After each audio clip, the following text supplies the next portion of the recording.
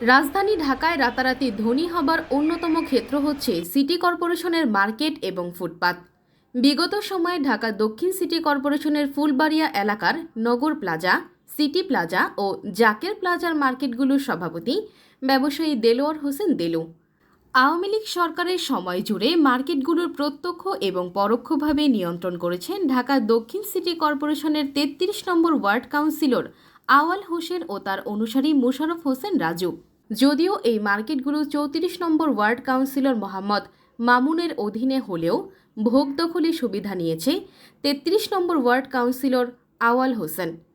নগর plaza, city plaza ও জাকের প্লাজার সভাপতি দেলোয়ার হোসেন দেলু প্রবাসে থাকায় মোবাইলে তার সাথে যোগাযোগ করা হলে মার্কেটগুলোর বিষয়ে এই প্রতিবেদককে তিনি জানান, ৯৮ সাল হইতে আমি ওটা সভাপতি এবং নেতৃত্ব দিয়ে আসছি। আমি ঠিকাদারি করছি, ওই মার্কেটগুলি ডেভেলপ আমি করছি এবং যারা যারা ব্যবসায়ী এই পর্যন্ত কোনো ব্যবসায়ী ১০ টাকা কাউকে চাঁদা দেয়নি। আমি সম্পূর্ণ সাহেব ভবনের ব্যাপারেও মামলা করছি। এসব টাকা এরা জোর জবরদস্তি গিয়া বহিরাগত আইনা ডিস্টার্ব করার পরে আমি এদেরকে আমার পকেটের টাকা দিয়ে, আমার বিজনেসের টাকা দিয়ে এদেরকে আমি সরাই রাখছি। আমি ব্যবসায়ীদের পক্ষে সবসময় থাইকা এই মার্কেটগুলি ডেভেলপ করছি। আর ওইখানে যারা আপাতত চাঁদা চলতেছে এই আউয়ালের গ্রুপেই এরা বহিরাগত ভাবে চাঁদা নিতেছে এবং বিএনপির লোক, জামাতের লোক, অন্য লোক মিশ্রিত করে নাম বিক্রি করতেছে। আর ওই ছেলেটা আমার নাম বিক্রি করে, ও আমার বাইশটা, ওর নাম হইল রাজু কিন্তু আমার কোনো বাইশটা না। সাদেক হোসেন খোকার ছেলের নাম বিক্রি করে আছে এই ছবি দিয়া আপনার এই মোবাইলে, সে তার নামটা বিক্রি করে, কিছু আর্মি সিপাহীর নাম বিক্রি করে। মেয়র সাঈদ খোকনের সময়ে পার্কিংয়ের জায়গা গড়ে তোলা দোকানগুলো মেয়র তাপসের সময়ে ভেঙে দেওয়ার বিষয়ে দেলোয়ার হোসেন দেলু জানান, আমি ৩ মার্কেটের সভাপতি। সিটি কর্পোরেশনে আমার থেকে এই তাপস এই বিলের জন্য ১০ কোটি টাকা আমার কাছে চাইছে। ১০ কোটি টাকা চাওয়ার পরে আমি ১ টাকা ঘুষ দিতে না, যেহেতু এটা আমার লস। আমার ব্যাংকে আমি দেউলিয়া, আমার ব্যাংক পাইবো আমার কাছে ৩০ কোটি টাকার উপরে। এই সিটি কর্পোরেশনের ওয়ার্ড কোটারের উপরে আমার লোন নেওয়া, কথাটা বুঝছে?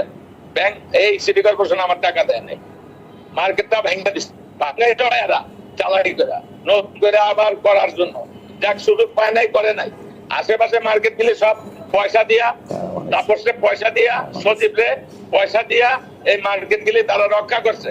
যখন মনে করেন যে মার্কেট গুলি ভাঙে তখন আমার করুণা ভাঙছে। যে মার্কেটের কিছু বহিরাগত লোকজন তাদের সাথে মিলা এই রাজুর লাগে যে পাকের নাকি, তারপরে আপনার হেলেনা মহিলা একটা আছে, হেলেন, এই নগর প্লাজায় বসত আইসা দৌড় করে।